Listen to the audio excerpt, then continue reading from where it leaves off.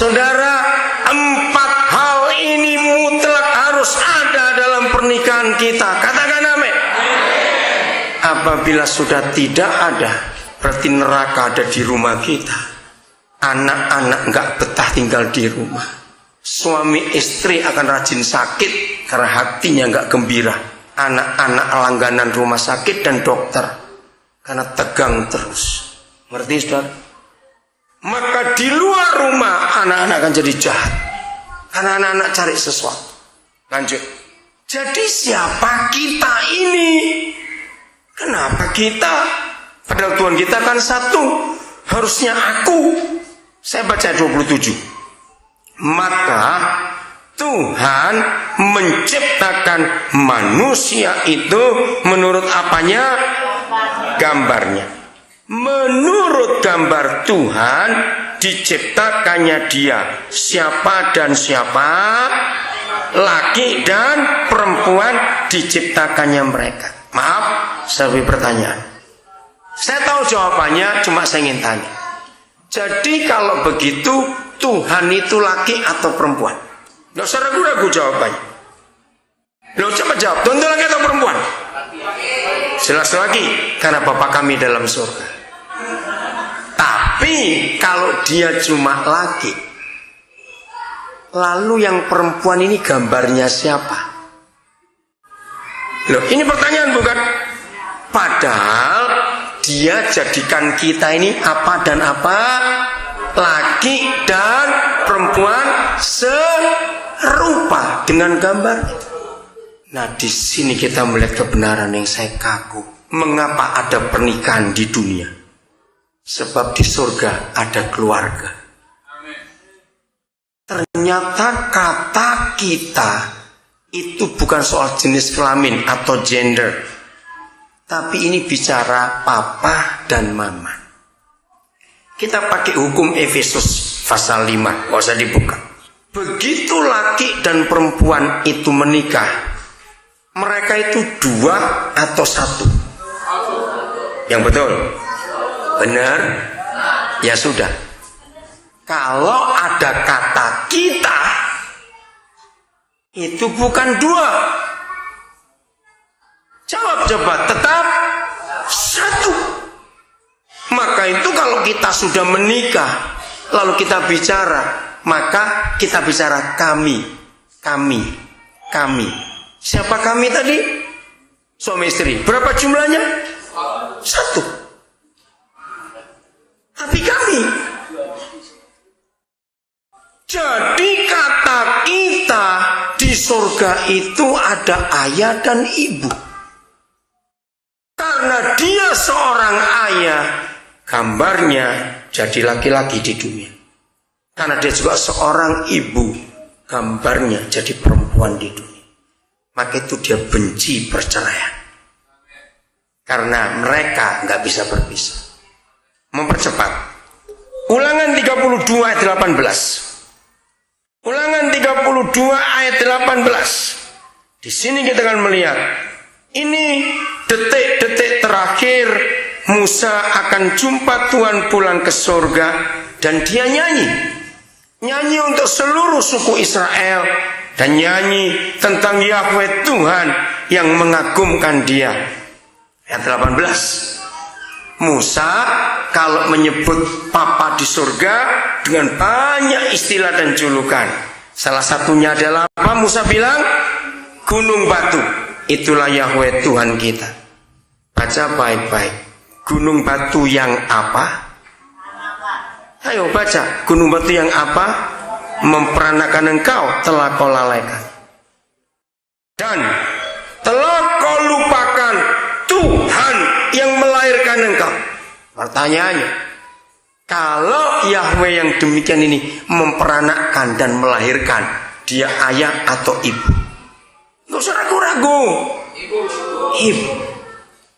Ya sudah, jangan diperdebat lagi. El Shaddai itu bahasa Ibrani. Salah kalau terjemahnya Tuhan yang Maha Kuasa. Sangat salah. Kalau di Indonesia kan kata El Shaddai itu begini, Elohim yang menyusui. Nah sekarang kalau L yang menyusui, dia ayah atau ibu? Ya amit-amit jangan jadi bapak netei. Jadi El Shaddai itu mama, saudara. Luar biasa. Maka itu anak-anak yang akan jadi manusia dewasa, dan anak-anak itu yang membentuk masyarakat, masyarakat membentuk negara, negara-negara kumpul bentuk dunia. Sumbernya adalah ayah ibu. Kalau ayah ibunya di dunia ini seharmonis Tuhan di surga, bisa ngerti? Maka anak-anak hidupnya baik, di rumah baik, keluar rumah baik. Saudara, saya akan coba percepat ini, masih ada beberapa hal lagi. Bagian kedua ini saya akan akhiri dengan pengertian ini. Anak orang atau anak binatang yang peniru.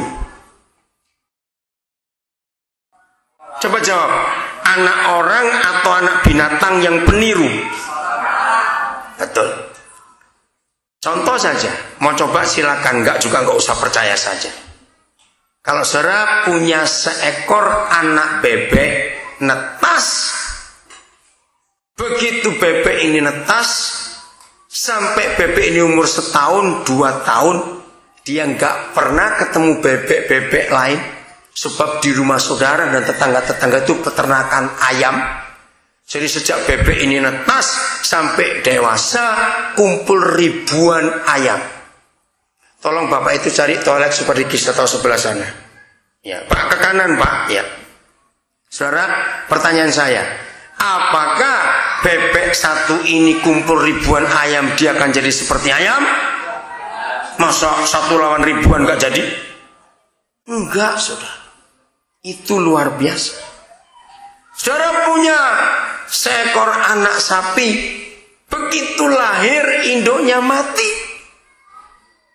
Sejak sapi itu lahir, gak pernah ketemu sapi yang lain. Di lingkungan rumah saudara itu peternakan kuda. Jadi sejak sapi itu lahir sampai sekian belas tahun umurnya, ketemu kuda saja nggak pernah ketemu sapi. Dia jadi kuda atau tetap sapi? Betul? Nah, itulah binatang. Ini pertanyaan iseng, tapi ini ada artinya. Kalau ada satu anak pendeta, kumpulkan 5 maling, nggak usah ribuan, jadi apa? Nah, itu manusia. Lu betul tidak, saudara? Maka itu jangan buang-buang waktu ngajari anak ikan berenang. Ngapain sombong, betul? Lu betul tidak, saudara? Anak-anak binatang nggak usah diajari, otomatis kayak induknya. Ayo, siapa yang perlu waktu ngajari anak burung terbang? Goblok dewe kowe. Siapa perlu waktu ngajar anak anjing gonggong? Nggak usah. Jawab iya atau tidak? Ini penting, dan itulah pernikahan. Maka itu dari awal saya katakan, yang namanya anak tidak pernah salah, karena dia nggak tahu salah benar itu apa. Apa yang dilihat, didengar, dirasakan, itu yang dilakukan. Maka itu kita 2 orang ini adalah guru untuk mereka. Jadi apa mereka nanti tergantung kita berdua. Jadi anak binatang nggak perlu diajar jadi binatang, itu otomatis. Tapi kalau anak orang nggak diajar jadi orang, dia jadi orang-orangan. Catat itu baik-baik. Itulah manusia, saudara. Betul? Lompat sekarang. Bagian ketiga. Nah, kalau keluarga itu penting, home itu penting, suami istri itu penting, mari kita cari pusatnya keluarga itu di mana. Ibrani 13 ayat 4. Ini sekali lagi satu-satunya sensus di dunia yang tidak akan pernah negara manapun termasuk negara Indonesia akan buat sensus segila ini.